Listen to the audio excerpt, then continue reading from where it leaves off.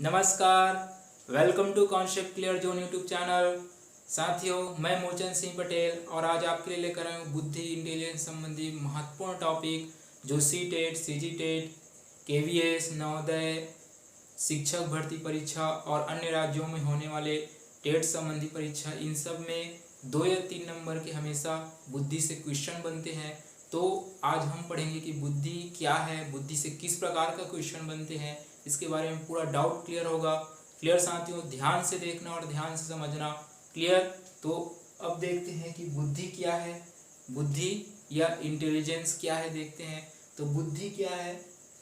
बुद्धि एक ज्ञान है, समझ है, प्रतिभा है जो हमारे अंदर समस्याओं का समाधान करने या अपने उद्देश्यों को प्राप्त करने का क्षमता प्रदान करता है। क्लियर साथियों।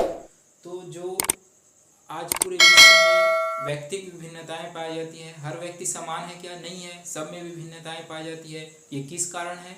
वंशानुक्रम एवं वातावरण के कारण है। क्लियर साथियों। और जो हमारी बुद्धि भी है, अलग अलग है, हर प्राणी में अलग अलग है, हर मनुष्य में अलग अलग है। तो ये बुद्धि भी किस कारण से है अलग अलग? हमारे वंशानुक्रम एवं वातावरण से कारण। क्लियर साथियों। बुद्धि की परिभाषा मनोवैज्ञानिकों ने अलग अलग प्रकार से दी है। जैसे टर्मन ने कहा है कि बुद्धि अमूर्त चिंतन के विचारों के बारे में सोचने की भी योग्यता है। क्लियर साथियों। अमूर्त चिंतन जो करता है उसे बुद्धि कहा है टर्मन ने। उड्रो ने क्या कहा है? बुद्धि ज्ञान का अर्जन करने की क्षमता है। क्लियर साथियों। और उडवर्थ ने क्या कहा है? बुद्धि कार्य करने की एक विधि है। क्लियर। तो मनोवैज्ञानिकों की जो बुद्धि संबंधी परिभाषा है, इससे यह निष्कर्ष निकल कर आता है कि बुद्धि अमूर्त चिंतन के बारे में सोचने की योग्यता है। क्लियर साथियों। बुद्धि समस्या का समाधान करने की योग्यता है। बुद्धि किसी उद्देश्यों को प्राप्त करने की क्षमता रखता है। बुद्धि मूल्यांकन करने की क्षमता रखता है। क्लियर साथियों। और बुद्धि क्या है? जो स्वयं निर्णय लेने की क्षमता रखता है। क्लियर। और महत्वपूर्ण बात, बुद्धि क्या है? जो हर जगह अपने आप को क्या कर लेता है? एडजस्ट कर लेता है। वो अभी क्या कहा गया है? बुद्धि कहा गया है। क्लियर साथियों, यहाँ तक क्लियर? बुद्धि क्या है समझ में आया।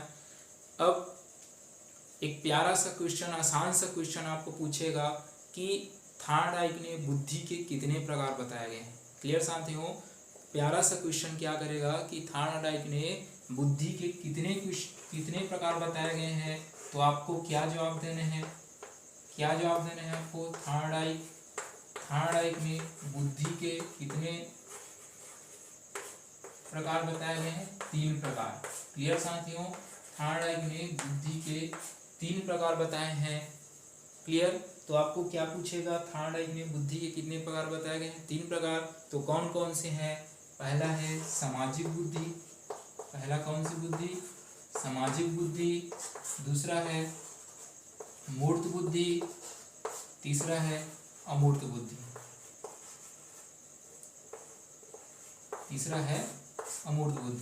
क्लियर साथियों। क्लियर। तो सामाजिक बुद्धि किसे कहेंगे? मूर्त बुद्धि किसे कहेंगे? अमूर्त बुद्धि किसे कहेंगे? सामाजिक बुद्धि किसे कहेंगे?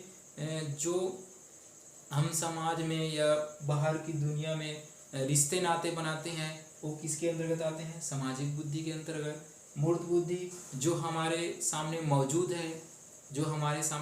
है, किसी भी चीज़ या वस्तु के बारे में क्या करते हैं? तर्क करते हैं। तो क्या है? मूर्त बुद्धि। अमूर्त बुद्धि किसे कहेंगे? जो हमारे सामने मौजूद नहीं है, उसके बारे में हम तर्क करते हैं, सोचते हैं, विचार करते हैं। तो क्या है? अमूर्त बुद्धि है। क्लियर साथियों। तो समझ में आया कि सामाजिक बुद्धि क्या है, मूर्त बुद्धि क्या है, अमूर्त बुद्धि क्या है। क्लियर। अब देखते हैं, अब आपको क्या क्वेश्चन करेगा कि IQ, व्हाट इज IQ क्या है। क्लियर। आपको जैसा क्वेश्चन पूछेगा वैसे ही आपको क्या देना है? जवाब देना है। क्लियर साथियों। केवल क्या खेल रहता है? शब्दों का ही खेल रहता है। क्लियर। तो अब क्या पूछेगा? व्हाट इज IQ क्या है? तो आपको क्या जवाब देना है? IQ क्या है पूछेगा तो क्या जवाब देना है आपको? IQ क्या है? एक यूनिट है। IQ क्या है? एक यूनिट है, इकाई है। तो आपको पूछेगा कि किसकी इकाई है पूछेगा, तो बुद्धि मापने की इकाई है। क्लियर साथियों। ये आईक्यू क्या है, यूनिट है। ये आईक्यू क्या है, यूनिट है, इकाई है। इसकी इकाई है बुद्धि मापने की इकाई है। क्लियर साथियों। अब आपको पूछ सकते हैं कि आईक्यू का फुल फॉर्म क्या है। आईक्यू का फुल फॉर्म क्या है, तो आईक्यू का फुल फॉर्म क्या होता है, इंटेलिजेंस क्वेश्चन।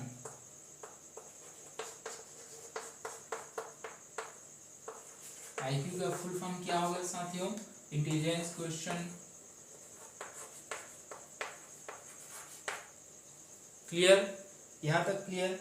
अब ये इंटेलिजेंस क्वेश्चन को हिंदी में क्या बोला जाता है, बुद्धि लब्धि। हिंदी में क्या बोलते हैं इसको, बुद्धि लब्धि, बुद्धि लब्धि। क्लियर। आपको जैसा पूछेगा वैसे ही एग्जाम में क्या करना है, जवाब देना है। वैसे ही एग्जाम में क्या करना है, ऑप्शन देकर क्लिक करना है। क्लियर। तो आईक्यू किसे कहा जाता है, आईक्यू क्या है, एक यूनिट है। यूनिट इकाई है, किसकी इकाई है, बुद्धि मापने की इकाई है। आईक्यू का फुल फॉर्म क्या होगा, इंटेलिजेंस क्वेश्चन। और इसको हिंदी में क्या बोलते हैं, बुद्धि लब्धि। क्लियर साथियों। अब आपको क्या क्वेश्चन करेंगे कि ये जो आईक्यू का संकल्पना या आईक्यू का कॉन्सेप्ट किसने दिया। क्लियर साथियों। ये आईक्यू का है, वो कॉन्सेप्ट किसने दिया, ऐसे पूछेगा। जो ये आईक्यू है या बुद्धि लब्धि की संकल्पना किसने दिया, बुद्धि लब्धि की संकल्पना या कॉन्सेप्ट किसने लाया सबसे पहले, तो आपको क्या जवाब देना है, स्टर्न ने। क्लियर साथियों। आईक्यू की संकल्पना किसने लाया, स्टर्न ने। आईक्यू टेस्ट सबसे पहले किसने किया, आईक्यू टेस्ट सबसे पहले किसने किया, आपको पूछेगा तो क्या जवाब देना है, बिने ने। क्या जवाब देना है, अल्फ्रेड बिने ने। क्लियर साथियों।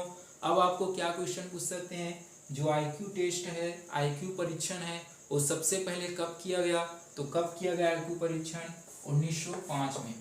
1905 में बिने ने सबसे पहले आईक्यू परीक्षण किया। क्लियर साथियों।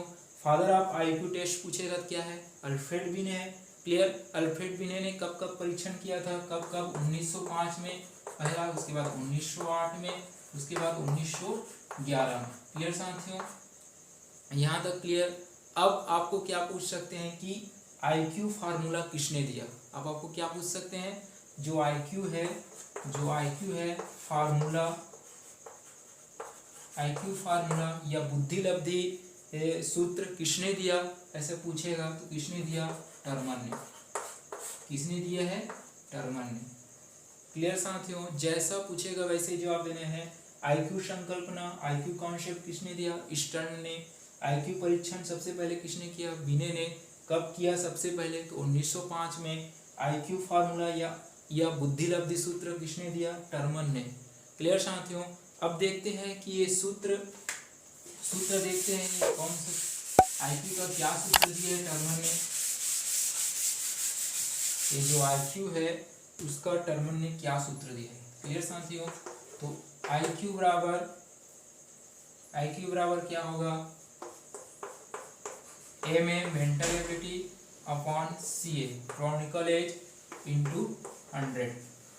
क्लियर। ये आईक्यू सूत्र किसने दिया, टर्मन ने। क्लियर साथियों। ये एम ए का क्या फुल फॉर्म क्या है, मेंटल एबिलिटी, और सी ए का full form chronical age into 100। Hindi में क्या बोलेंगे इसको, हिंदी में इसको क्या बोलेंगे, मानसिक आयु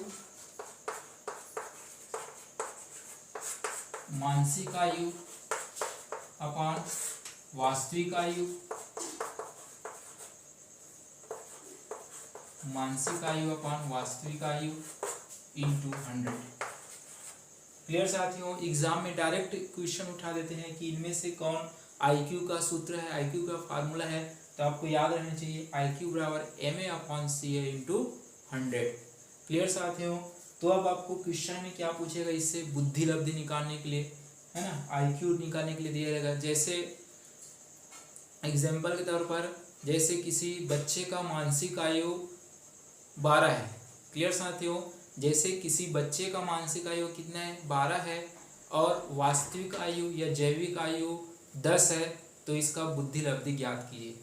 क्लियर साथियों। इस प्रकार का अगर आप क्वेश्चन पूछेगा तो कैसे निकालना है, जैसे बोला गया कि बच्चे की मानसिक आयु कितना है, 12 है। तो हमें सूत्र मालूम है, हमें क्या मालूम है, सूत्र मालूम है।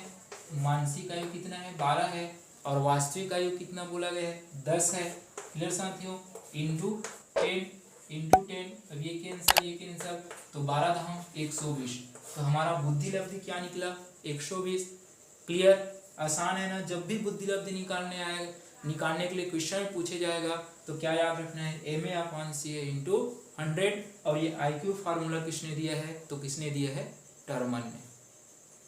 क्लियर यहाँ तक। अब देखते हैं कि जो टर्मन है बुद्धि लब्धि का क्लासिफिकेशन वर्गीकरण किया है वो किस प्रकार किया है, जो एग्जाम में पूछे जाते हैं। क्लियर साथियों, तो देखो किस प्रकार किया है। जो जिसकी बुद्धि लब्धि 140 से ऊपर है, जिसकी बुद्धि लब्धि 140 से ऊपर है, उसे किस प्रकार का कहते हैं, उसे प्रतिभाशाली कहते हैं, या मेधावी कहते हैं, या उसे गिफ्टेड कहते हैं, या उसे जीनियस कहा जाता है। क्लियर साथियों, एग्जाम में डायरेक्ट पूछा जाता है जिसकी बुद्धि लब्धि 140 से ऊपर है उसे क्या कहते हैं, तो प्रतिभाशाली बालक या मेधावी कहते हैं। क्लियर साथियों, अब जिसकी बुद्धि लब्धि 120 से 140 के बीच में है तो उसकी बुद्धि क्या है, अति श्रेष्ठ। जिसकी बुद्धि लब्धि 120 से 140 के बीच में है वो अति श्रेष्ठ, और जिसकी बुद्धि लब्धि 110 से 120 के बीच में है उसे श्रेष्ठ बुद्धि वाला बालक कहा जाएगा।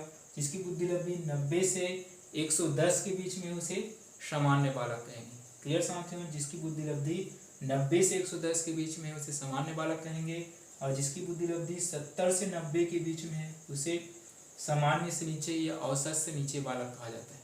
क्लियर साथियों, अब 70 से नीचे वाले बुद्धि लब्धि को क्या कहेंगे, मंद बुद्धि बालक कहेंगे। क्लियर, डायरेक्ट एग्जाम में पूछा जाता है कि जिसकी बुद्धि लब्धि 70 से नीचे है, जिसकी बुद्धि लब्धि 70 से नीचे है उसको क्या कहा जाता है, तो क्या कहा जाता है, जिसकी बुद्धि लब्धि 70 से नीचे उसे मंद बुद्धि बालक कहा जाता है। जिसकी बुद्धि लब्धि 90 से 110 के बीच में है उसे क्या कहा जाता है, सामान्य बालक। जिसकी बुद्धि लब्धि 140 से ऊपर है उसे क्या कहा जाता है, प्रतिभाशाली बालक। क्लियर साथियों, जिसकी बुद्धि लब्धि 50 से 70 के बीच में है उसे मूर्ख कहते हैं, और जिसकी बुद्धि लब्धि 25 से 50 के बीच में उसे महामूर्ख कहा जाता है, और 25 से नीचे वाला बुद्धि लब्धि वाला बालक क्या कहलाएगा, जड़ बुद्धि। क्लियर साथियों, यहाँ तक क्लियर। डायरेक्ट एग्जाम में पूछा जाता है कि जो 90 से 110 के बीच में जो बुद्धि लब्धि है उसे क्या कहा जाता है, तो क्या कहा जाता है, आपको क्या जवाब देना है, सामान्य बुद्धि वाला बालक। क्लियर साथियों, एक बात और बहुत ही महत्वपूर्ण इम्पोर्टेंट क्या है, पूरे विश्व में एवरेज निकाला है कि जो क्लास में जो कक्षा में होते हैं वो कितना % सामान्य बालक होते हैं, कितना % प्रतिभाशाली बालक होते हैं, कितना प्रतिशत मंद बुद्धि बालक होते हैं। तो साथियों कितना % होता है, 70% क्या होता है, जो 70% होता है वो क्या होता है, सामान्य होता है। क्लियर साथियों, जो 70% होता है वो कक्षा में क्या होते हैं, सामान्य बालक होते हैं, और जो 15% है, जो 15% है वो क्या होते हैं, प्रतिभाशाली होते हैं। क्लियर साथियों, और जो 15% है वो औसत से नीचे होते हैं। क्लियर साथियों, अक्सर देखना कक्षा में किसी भी क्लास में 70% क्या होंगे, सामान्य बालक होंगे, और 15% क्या होंगे, प्रतिभाशाली होंगे, 15% मंद बुद्धि बालक होंगे। क्लियर साथियों, ये 15% प्रतिभाशाली बालक में अति श्रेष्ठ भी आ जाएगा, श्रेष्ठ भी आ जाएगा। क्लियर, यहाँ तक क्लियर हुआ। टर्मन का जो बुद्धि लब्धि है वर्गीकरण है, यहाँ तक क्लियर। क्लियर साथियों, अब देखेंगे बुद्धि के सिद्धांत। बुद्धि के सिद्धांत क्या है, बुद्धि के सिद्धांत से भी एग्जाम में अक्सर क्वेश्चन बनते हैं, तो इसके बारे में डिटेल से पढ़ेंगे। क्लियर साथियों, तो पहला देखेंगे बुद्धि के सिद्धांत, पहला देखेंगे अल्फ्रेड बिने का एक कारक सिद्धांत। पहला क्या है, अल्फ्रेड बिने का एक कारक सिद्धांत। क्लियर साथियों, तो डायरेक्ट एग्जाम में पूछा जाएगा कि एक कारक सिद्धांत किसने दिया, तो आपको क्या जवाब देना है, अल्फ्रेड बिने ने। डायरेक्ट एग्जाम में क्या पूछेगा, एक कारक सिद्धांत किसने दिया, तो अल्फ्रेड बिने ने। क्लियर, अब अल्फ्रेड बिने क्या कहता है, जो हमारी बुद्धि होती है उसे हम टुकड़ों में विभाजित नहीं कर सकते। क्लियर, अल्फ्रेड बिने क्या कहते हैं कि जो हमारी बुद्धि है उसे क्या नहीं कर सकते, टुकड़ों में विभाजित नहीं कर सकते।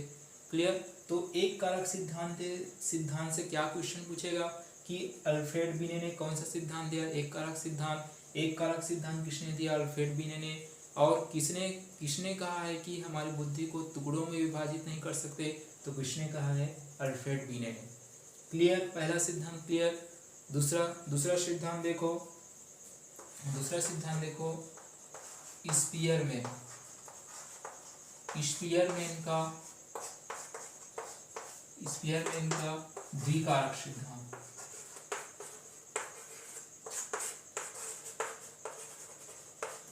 क्लियर साथियों, तो आपको एग्जाम में पूछा जाएगा कि द्विकारक सिद्धांत किसने दिया, तो स्पीयरमैन ने दिया। क्लियर। और एक और महत्वपूर्ण बात कि स्पीयरमैन ने जो बीने ने कहा था कि बुद्धि को हम टुकड़ों में विभाजित नहीं कर सकते, है ना, तो स्पीयरमैन ने क्या कहा, बुद्धि को टुकड़ों में क्या कर सकते हैं, विभाजित कर सकते हैं। क्लियर। अब स्पीयरमैन ने ये द्विकारक सिद्धांत के अंतर्गत क्या बताया गया है, 2 फैक्टर बताए गए हैं। क्लियर साथियों, जो बहुत ही महत्वपूर्ण है। कौन कौन से 2 फैक्टर बताए गए हैं, एक जी फैक्टर और एक एस फैक्टर। क्लियर। तो ये जी फैक्टर का फुल फॉर्म क्या है, जनरल फैक्टर, और एस का फुल फॉर्म क्या होगा, स्पेसिफिक फैक्टर। क्लियर। इसे क्या कहते हैं हिंदी में, सामान्य कारक, और क्या कहते हैं, सामान्य कारक, विशिष्ट कारक। क्लियर साथियों, तो जीएस फैक्टर किसने दिया, डायरेक्ट एग्जाम में पूछे जाएगा, तो आपको क्या जवाब देना है, स्पीयरमैन ने। क्लियर। तो ये जीएस फैक्टर से सामान्य कारक और ये विशिष्ट कारक, सामान्य कारक और ये क्या है, विशिष्ट कारक।